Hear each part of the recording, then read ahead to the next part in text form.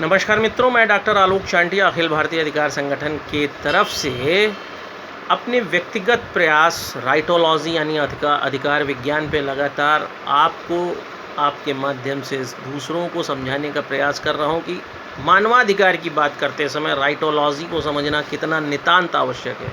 जब तक शरीर के अंदर होने वाली रासायनिक क्रियाओं को सही ढंग से नहीं समझा जाएगा, तब तक यह नहीं समझा जा सकता है कि मानवाधिकार की आवश्यकता कब, कहाँ, कैसे लोग महसूस करते हैं। क्योंकि संस्कृति बनने के बाद ऐसी स्थितियाँ रही हैं कि हर व्यक्ति के पास सब कुछ समान रूप से नहीं है। कोई ना कोई किसी न किसी अभाव में है ही है, लेकिन फिर भी वो आवाज़ नहीं उठाता, विरोध नहीं करता। ऐसी स्थिति में मैं आपको एक छोटे से उदाहरण से यह समझाना चाहता हूँ कि राइटोलॉजी अधिकार विज्ञान क्या है।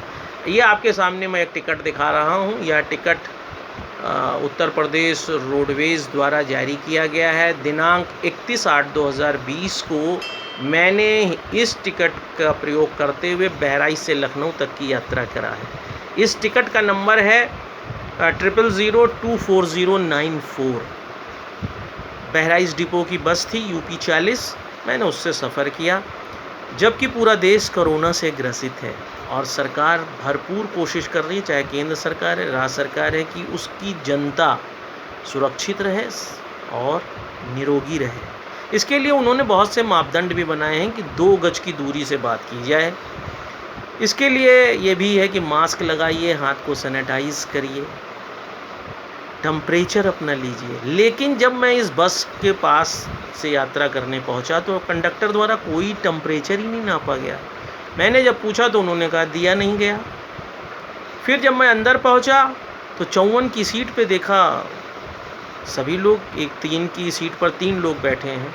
ज़्यादातर लोग मास्क नहीं लगाए हैं। सैनिटाइज़ करने के लिए कंडक्टर ने सैनिटाइज़र दिया नहीं।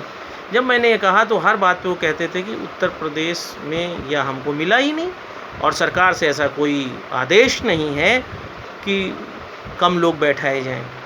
जब है नहीं, हमें केवल राजस्व के लिए गाड़ी चलाना, मिनिमम 50% हमको देना है, तो मेरी मजबूरी है। आप नहीं जानना चाहते मत जाइए। लेकिन मुझे एक केस के सिलसिले में सुनवाई में आना था। ऐसी स्थिति में जब दूरी ज़्यादा हो तो पैदल चला नहीं जा सकता, कोई विकल्प ना हो। कोई ज़रूरी नहीं हर आदमी के पास अपनी गाड़ी हो, कोई ज़रूरी नहीं सभी व्यक्ति आर्थिक रूप से बहुत संपन्न हो, कोई ज़रूरी नहीं है कि आप हर बात को टाल सकें। ऐसे समय में जब आपके पास विकल्प की शून्यता होती है तो आपको उन स्थितियों को अपनाना पड़ता है जो आप नहीं अपनाना चाहते हैं। और यही वह स्थिति होती है कि दिमाग एक तनाव में जाता है। तनाव में जाने का मतलब है कि आपके दिमाग के हाइपोथैलेमस से एड्रेनोकॉर्टिक ट्रॉपिक हार्मोन का सिक्रीशन घट जाता है। मैंने इस पर कहा तो उन्होंने कहा आप शिकायत कर दीजिए, लेकिन शिकायत करने पर नंबर ही नहीं मिल रहा था। ऐसे में मैं एक एंजाइटी महसूस कर रहा था। मुझे भय था कि इस बस के अंदर ना जाने कोई अगर कोरोना हुआ तो। और उसी के साथ अखबार में मैं पढ़ रहा था कि कितने लोग मर चुके हैं। मुझे शाम को खबर भी मिल गई थी कि मेरे इंदिरा नगर वार्ड के पार्षद की कोरोना से मृत्यु हो चुकी है। मैं एक पत्रकार युवा की मृत्यु हो चुकी है। रोज मंत्री तक की मृत्यु हो रही है। ऐसी स्थिति में इस भय को बहुत सामान्य तरीके से समझा जा सकता है कि आपको यह डर लगे कि यदि आवश्यकता पड़ने पर मैं यात्रा कर रहा हूं तो कहीं ऐसा ना हो मेरी भी स्थिति गंभीर हो जाए, मैं कोरोना ग्रसित हो जाऊं। जबकि देश के कानून में IPC की धारा 188, 269, 270 में बहुत से प्राविधान हैं, लेकिन कहीं पर भी कुछ भी नहीं होता, कोई कानून नहीं। हाँ, जब राज्य ये सोच लेता है कि मुझे कार्रवाई करनी है तो उन धाराओं का प्रयोग होता है, लेकिन सामान्य अर्थ में वो धाराएं मौन रहीं। और ऐसे समय में मेरा कानून का प्रयोग ना होना, कंडक्टर का अपने कर्तव्यों का पालन ना करना, लोगों द्वारा मास्क का प्रयोग ना करना। 1-2 लोगों से जब मैंने कहा तो उन्होंने कहा अगर आपको ज़्यादा दर्द हो रहा है आप उतर जाइए, मुझे तो भगवान पे भरोसा है, मैं मर जाऊंगा। कुछ लोगों ने कहा कि आप स्वयं को बचाइए, दूसरों की चिंता क्यों करते हैं। ऐसी स्थिति में मेरा डरना और मेरे अंदर एड्रेनलिन नामक हार्मोन का सिक्रीशन बढ़ जाना एक स्वाभाविक प्रक्रिया है। और उसी के कारण मैं कंडक्टर से एक संवाद पैदा कर रहा था, क्योंकि मैं अपने अधिकारों को सुनिश्चित करना चाहता था। मैं एक फ़ोन लगा रहा था कि किसी तरह से मैं इस बात को सुनिश्चित कर सकूं कि जीवन जीने का जो मेरा मौलिक अधिकार है, संवैधानिक अधिकार है, वह सुरक्षित हो। यहाँ पर यह घटना बताने का सिर्फ यह प्रयास है कि यदि मुझे अंदर से यह भय न लगता, मुझे तनाव न होता, तो न मैं कंडक्टर से बात करता, न मैं फ़ोन का प्रयास करता, मैं स्थितियों से समझौता करके आराम से मैं भी चला जाता। लेकिन मानवाधिकार की बात और मानवाधिकार हनन की बात मेरे द्वारा इसीलिए की जा रही थी क्योंकि शरीर के अंदर के हार्मोन मुझे इस बात के लिए प्रेरित कर रहे थे, और इसी हार्मोन की प्रेरणा दूसरे लोगों में नहीं थी।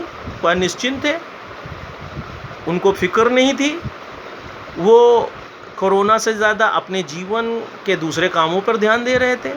इसलिए वह अपने जीवन को सुनिश्चित, अपने अस्तित्व को सुनिश्चित करने के लिए कोई प्रयास नहीं कर रहे थे, न ही वह मानवाधिकार उल्लंघन जैसा कोई तथ्य सामने रख रहे थे। और यही कारण है कि आज इस बात को समझने की आवश्यकता है कि मानवाधिकार की बात तभी सार्थक है। विधि तो केवल एक उसकी एप्लीकेशन है मानवाधिकार की, लेकिन मानवाधिकार जैसा तथ्य ही क्यों उभरा, यह विषय है शरीर के अंदर होने वाली रासायनिक क्रियाएं, और उन रासायनिक क्रियाओं के फलस्वरूप शरीर का सामान्य स्थिति में न रह जाना, शरीर का अपने अस्तित्व को खतरे में पाना, और इसका एक अध्ययन होना ज़रूरी है ताकि लोग समझ सकें कि वास्तव में मानवाधिकार की स्थिति उत्पन्न क्यों होती है।